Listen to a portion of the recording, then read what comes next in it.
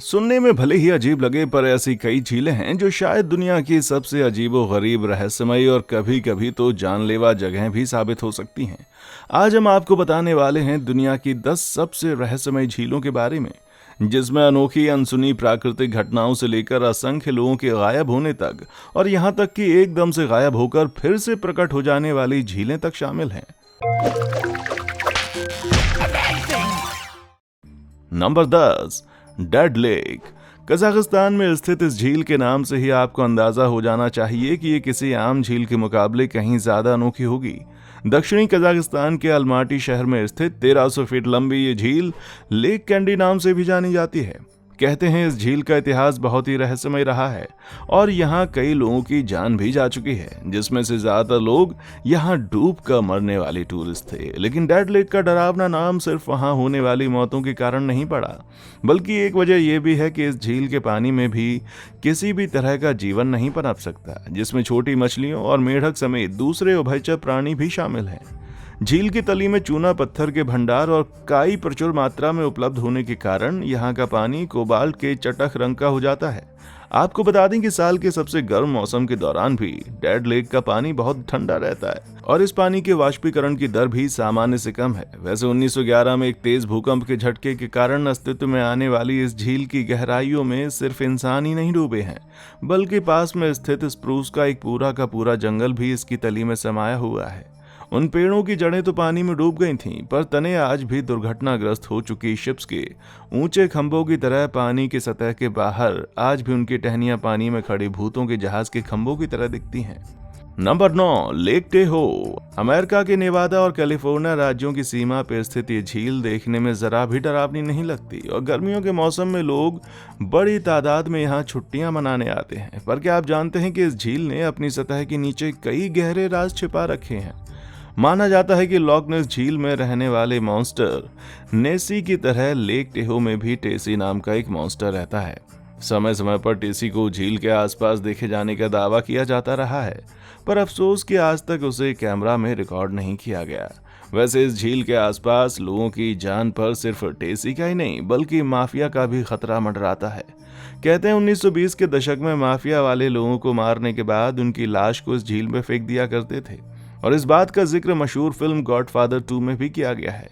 झील की गहराई में पानी बेहद ठंडा होने के कारण लाशें इसमें लंबे समय तक नहीं सड़ती और अक्सर पास स्थित लेक पिरामिड की सतह पर उतरा जाती हैं, क्योंकि दोनों झीलें एक कुदरती सुरंग के जरिए एक दूसरे से जुड़ी हुई हैं।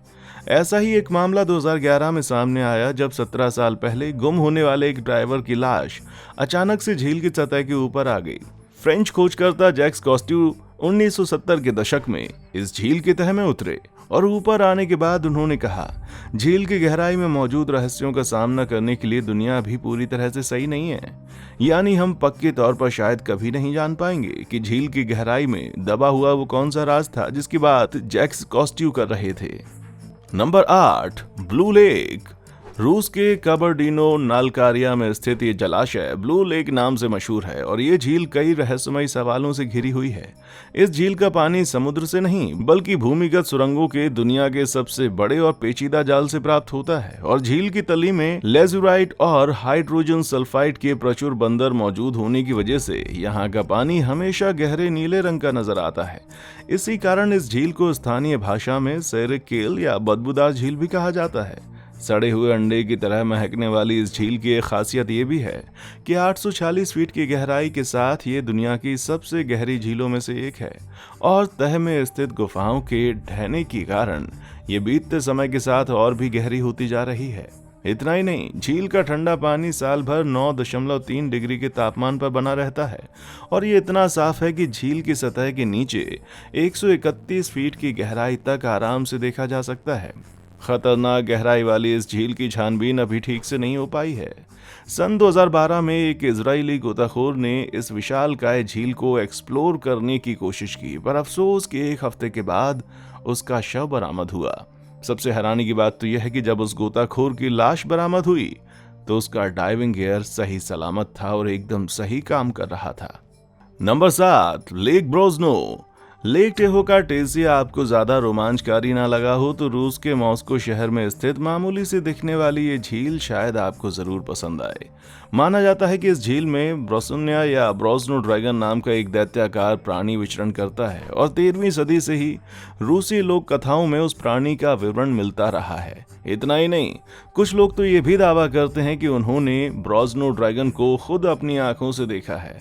साइंस वालों ने भी इस दैत्य की बातों को अपने तरीके से समझाने की कोशिश की। उनकी माने तो ये कोई राक्षस वाक्षस नहीं बल्कि कोई बड़ा सा बीवर या म्यूटेंट पाइक हो सकता है।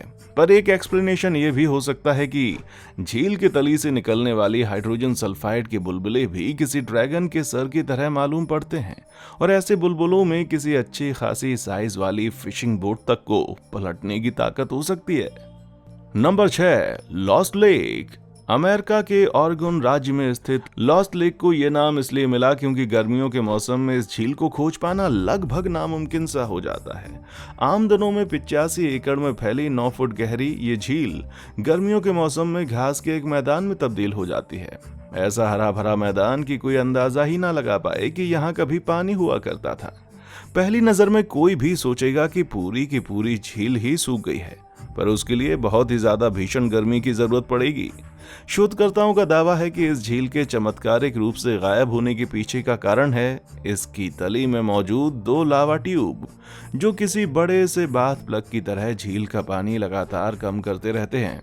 आम दिनों में नदियों और नालों से लगातार पानी मिलते रहने के कारण झील में पानी बना रहता है, पर गर्मी के मौसम में पानी के बाहरी स्रोतों के सूख जाने के कारण पूरी की पूरी झील उन लावा ट्यूब्स में समा जाती है। अब ये झील अगली बरसात आने पर ही भरेगी और तब तक यहाँ पर घास के हरे हरे मैदान लहराएंगे।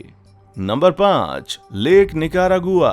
क्या आप बता सकते हैं कि सेंट्रल अमेरिका की सबसे बड़ी मीठे पानी की झील होने के अलावा इस झील में कौन सी अनोखी बात है? ये झील अपने पानी के दुर्लभ केमिकल कंपोजिशन या अपनी जबरदस्त गहराइयों के कारण इस लिस्ट में शामिल नहीं हुई है, बल्कि इसका श्रेय जाता है झीलों की गहराइयों में रहने वाले अजीब प्राणियों को।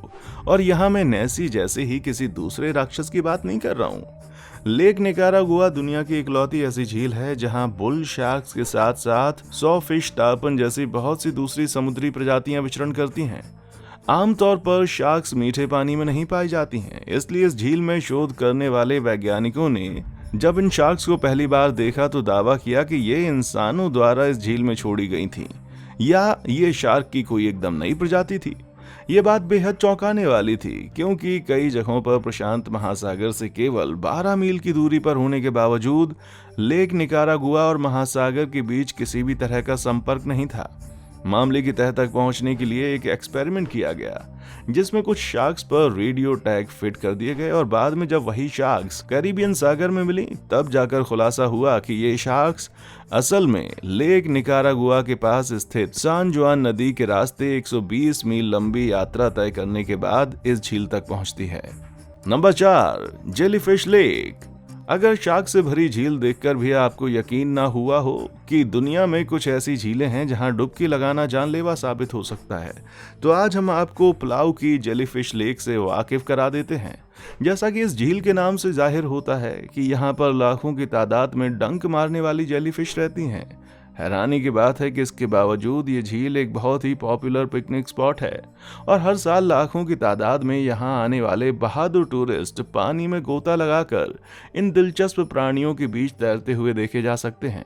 शुक्र है कि गोल्डन जेलीफिश और मून जेलीफिश समेत यहाँ रहने वाली दूसरी प्रजातियों के डंक इंसानों को कुछ खास नुकसान नहीं पहुंचा सकते, इसलिए यहाँ तैरना तो अलाउड है, पर उसके लिए कुछ खास बातों को ध्यान में रखने की जरूरत है और $100 के पास भी होने की जरूरत पड़ती है। 1998 में झील में मौजूद जेलीफिश की संख्या रहस्यमय ढंग से अचानक कम होने लगी और साल के अंत तक मेडुसा प्रजाति तो झील से लगभग पूरी तरह से लुप्त हो चुकी थी।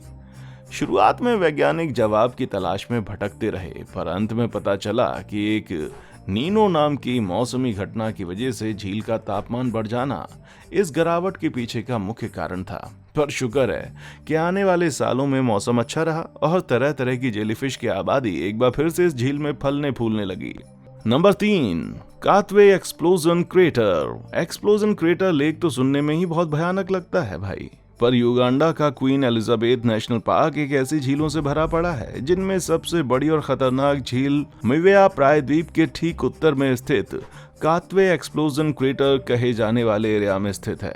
3265 फीट गहराई वाली ये डरावनी झील युगांडा के सबसे बड़े नमक स्रोतों में से एक है और झील का पानी हद से ज्यादा खारा होने के कारण यहाँ किसी भी तरह के जीवन का पनपना एक असंभव सी बात है। एक्सप्लोजन क्रेटर लेक शब्द के पीछे 8 से 10,000 पहले हुए ज्वालामुखी धमाकों का लंबा इतिहास है। जब इन धमाकों में निकलने वाले राख और अंगारों ने इस इलाके में जबरदस्त बर्बादी मचाई थी। वैसे तो ज्वालामुखी विस्फोट के ये स्थल कई सालों से निष्क्रिय पड़े हैं, पर आज भी धमाकों से बनी इन झीलों में, जिसके कारण इन झीलों की सतह से सफेद धुएं उठते हुए देखे जा सकते हैं। ये भी हो सकता है कि इस पानी के गाढ़े दिखने के पीछे धमाके में निकलने वाली राख की जबरदस्त मात्रा हो। वैसे बताने की जरूरत तो नहीं है, पर इस झील में तैरना मना है। पर कातवे क्रेटर सफारी टूरिस्ट के बीच बहुत ही लोकप्रिय और बहुत ही पॉपुलर टूर है, जहां आपको फ्लेमिंगो बंदर और हाथी समेत और भी बहुत से स्थानीय जानवर देखने को मिल जाएंगे। Number 2, lake Berryessa. San Francisco से 75 मील उत्तर की ओर स्थित लेक बेरिएसा नाम का ये जलाशय पहले ज्यादा मशहूर नहीं हुआ करता था। फिर 2017 में जलाशय के बीचों बीच 72 फीट चौड़ा एक सुराख प्रकट हुआ और देखते देखते अगल बगल का सारा पानी आश्चर्यजनक अंदाज में तेजी से उसमें समा गया। जैसे जैसे झील का पानी खींच लेने वाले इस अनोखे सुराख की बात फैलती गई, लोग इस अचंभे को खुद अपनी आंखों से देखने के लिए बड़ी तादाद में आने लगे। कुछ लोग उल्टी दिशा में चलने वाले फव्वारे जैसे सुराख के प्रकट होने के बारे में कयास लगा रहे थे और उन्हें डर था कि जमीन के नीचे चल रही न जाने कौन सी भूकंपीय गतिविधि ने पूरी की पूरी झील पी जाने वाले इस राक्षस को जन्म दे दिया होगा।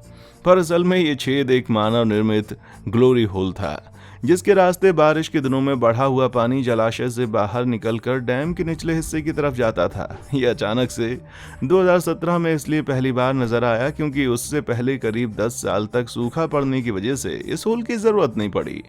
जब इतने सालों के बाद बारिश हुई तो झील भर गई, जिसकी वजह से ये होल एक्टिव हो गया। सूखे के दौरान की फोटोज में इस होल को साफ तौर पर देखा जा सकता है, बस किसी ने इसको नोटिस नहीं किया था क्योंकि उस वक्त ये किसी दैत्य की तरह पूरी की पूरी झील को नहीं चूस रहा था। नंबर 1, लाक डी गैफ्सा।